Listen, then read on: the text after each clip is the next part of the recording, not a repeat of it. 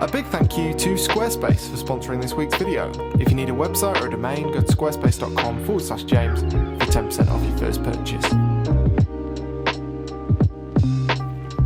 Recently, I have found a couple of things on the internet which have interested me greatly. World War II in colour on Netflix, fantastic show. I'm going to binge that all Christmas. If you've got any World War II documentaries that you could recommend, please let me know. And secondly, and much more relevant for this video, is I've seen lots of articles and videos recently talking about 40mm as the new 50mm. Now, I don't know what that means really, but it interests me greatly because, as you know, if you've watched this channel for a while, I love shooting anywhere between sort of 40 and 50mm. They're my kind of go-to focal lengths, or the range of focal lengths. The reason for that really is that I find them very natural to look at, as most people do. They're considered quite natural focal lengths, which means that when I see photos taken at those focal lengths, either photos that I've taken or other people have taken, they don't scream at me, "This is a photo!" Other photos don't either, but 40 to 50mm ones definitely don't. And in short, I find that I get more immersed in them. Might just be me, but that's definitely what I find. And so I enjoy shooting at those focal lengths most. Quickly, quickly, quickly, quickly. Oh yes, that's lovely.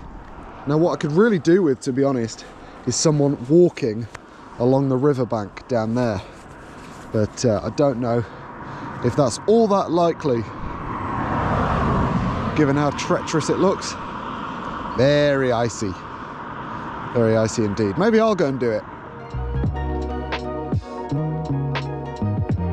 Now historically, sort of normal focal lengths have been captured with a couple of different primes. 35mm, which is not between 40 and 50, but I always find that way too wide, personally. Or 50mm, which is obviously at the long end of the focal range that we're talking about, which is great, but sometimes it's a bit too long. Now, in the last 10 or 15 years, things have changed quite a bit. My first prime was this 20mm micro four thirds lens, so 40mm full frame equivalent. This is my Ricoh GR. It shoots 40mm equivalent images. And this is a tiny little Sony lens, which is it's full frame, but this shoots 40mm images as well, by way of the fact that it's a 40mm lens. And you can now buy 45mm lenses, 55mm lenses. There's a whole lot more choice now when it comes to primes. Well, I've made it to the other side of the river, as you might be able to tell. There was a bloke walking his dog a minute ago along the river bank. So if I'd waited over there for my walker along the river bank, I'd have got him. Impatience. Story of my life. But never mind, I'm sure there'll be lots of other stuff to shoot here. 40mm I find is a little bit trickier sometimes than 50mm because typically my favourite thing to do in photography is to try and simplify my scene. And one of the most effective ways to do that is to lengthen your focal length, cut out stuff from your composition. And obviously if you go wider, albeit only by 10mm, you obviously include more stuff in your scene, so it can be a bit trickier. That said, it does sometimes give you more options, because as much as people say, oh, you can just, GoPro just beeping, because as much as people say, oh, why don't you just take 2 steps back or whatever, you sometimes can't do that. You know, if I was shooting around here and trying to always take 2 steps back because I'm shooting with a 50, I could end up in the river. And I don't want that. Quite like that, actually. Trees, lovely natural scene, but with a man-made object protecting the young trees. I should make a video or a blog post or something about why I like man-made stuff in my natural scenes, so I don't have to keep repeating it in videos, but yeah, I love it. Right. Something like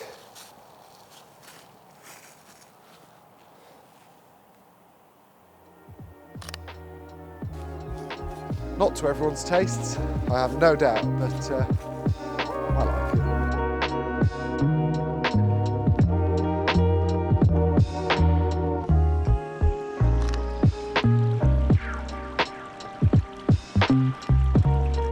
Now, you might be thinking 35mm, 40mm, 5mm, that doesn't make a difference, surely. But the thing is with focal length, a millimetre makes a much bigger difference at the wide end than it does the long end of focal lengths. So if you're shooting at 10mm, for example, and you change to 11mm, that's a difference of 10%.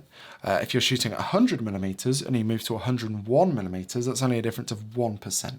So even though 40mm sounds like it's much closer to 35 than it is to 50, and it is closer, it's not by as much as you'd think when it comes to field of view. It's much more in the middle than it sounds. And it's for that reason that to me, it does feel very different to 35, and it does often feel much more versatile than 50 as well, given especially that if I use this lens, for example, with my Sony a7R, I can just crop to 50 and still have loads and loads of resolution if that's what the scene requires. This is quite nice. I shall call it the Fallen Fence for fairly obvious reasons.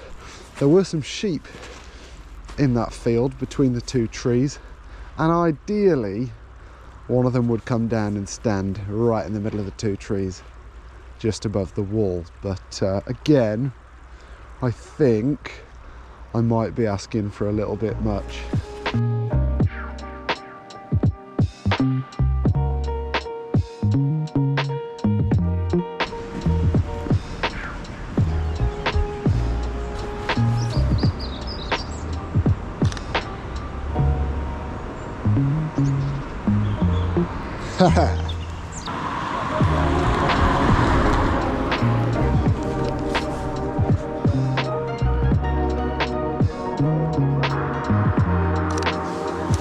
I really like how the bricks in the corner of this B&B here mirror the colours in the hill behind.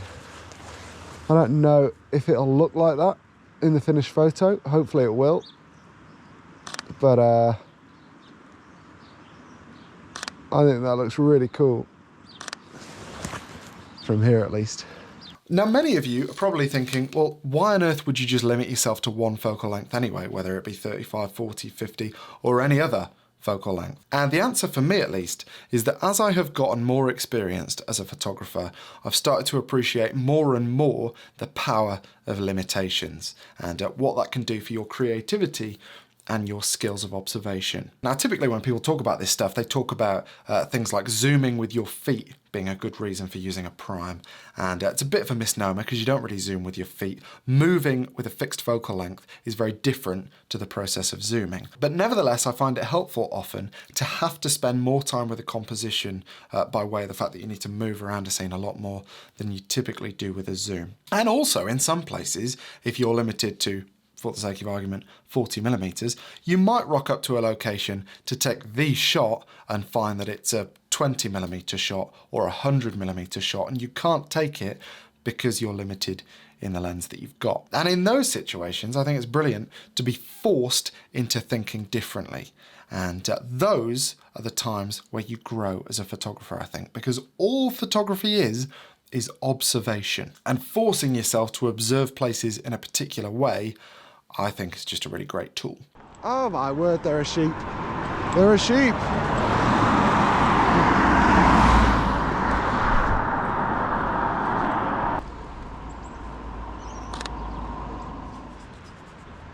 Well, I think this is my favourite scene of the day. It's such a strange juxtaposition, having civilization running right through the middle of a scene that's all about sort of farming and nature and frost and incredible light at the back. Just doesn't make any sense. Human nature summed up in one photo. If you don't know, Human Nature is the book that I'm working on that sort of ties in human aspects of sort of natural places in photos, basically. Now, you'll have noticed in this video and many of my other videos that I still use zoom lenses pretty much predominantly. It's just that I limit myself in the focal lengths that I tend to shoot with if I can help it. I mean, don't get me wrong, if I've got my 24-70 with me and I'm trying to shoot at 40mm, but a scene presents itself that's like a once-in-a-lifetime portfolio shot, if it requires 70mm, I'm going to shoot it. But in the first instance, if I've not got any time constraints and I can take my time trying to pick a composition, then I will try to do so at one focal length. And that used to be 50mm. And I do find that I'm shifting slowly towards 40 simply because it is a lot more versatile. And I mean, ultimately, if you've got a zoom, it doesn't have to be 40mm, it could be anything based on how you see the world and how you want to shoot. But I do find limiting yourself to one particular focal length a really interesting and valuable exercise, I suppose it is. There's a barn there, as you might be able to see. I think I've photographed it before in one of these videos, but I thought it would be in the light now. I didn't realise those trees on the left protrude so much and shade it, but I'll take a shot anyway. The tree to the right of the barn is nicely lit. Still quite a nice scene. I just don't know that the barn stands out all that much, and therefore whether it adds to the scene or detracts from it, I mean, it's still very pretty. Who cares?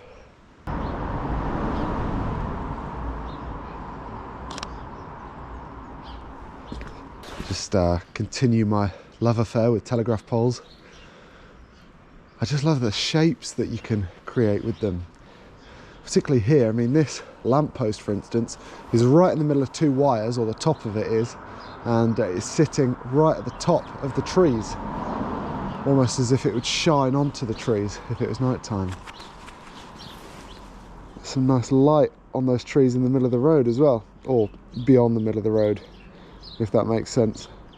So anyway, yes, 50mm and 35 have long been held as sort of bastions of normal focal lengths, but I do think there's room for 40 as well, and I think it's a gap that I'm going to use.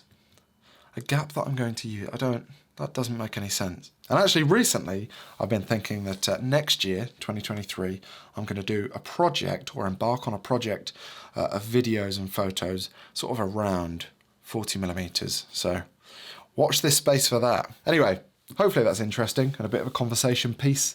And a big thank you to Squarespace for sponsoring this video. I've got a Squarespace website, as many of you will know. I've had it for years and years and years. I use the template Wells and I absolutely love it. And I've just thought I could have a page next year just for images shot at 40mm. But perhaps you're like me, you're a photographer who wants to show their work to the world. If that's the case, Squarespace is a fantastic solution. Perhaps you want an online store or a blog, or maybe you've got a service business and you want people to be able to block in bits of time with you. Whatever it is, if you need a website, Squarespace has got you covered. And you can go to squarespace.com to start a free trial and see for yourself. And after that, if you'd like to make a purchase, just go to squarespace.com/James and you'll get 10% off of your first purchase. So a big thank you to Squarespace for their continued support of this channel and for making a fantastic product. Also, if you're worried about making a website, Squarespace has got a fantastic support service. I've never had to use it myself. I've never run into problems, which I think shows you just how unskilled you're required to be to use a Squarespace website, because, I mean, look at me. Anyway, a big thank you for watching, and I'll see you next week.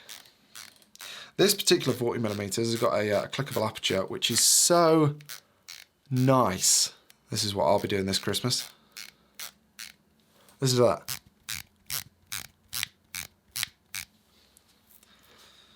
See you next week.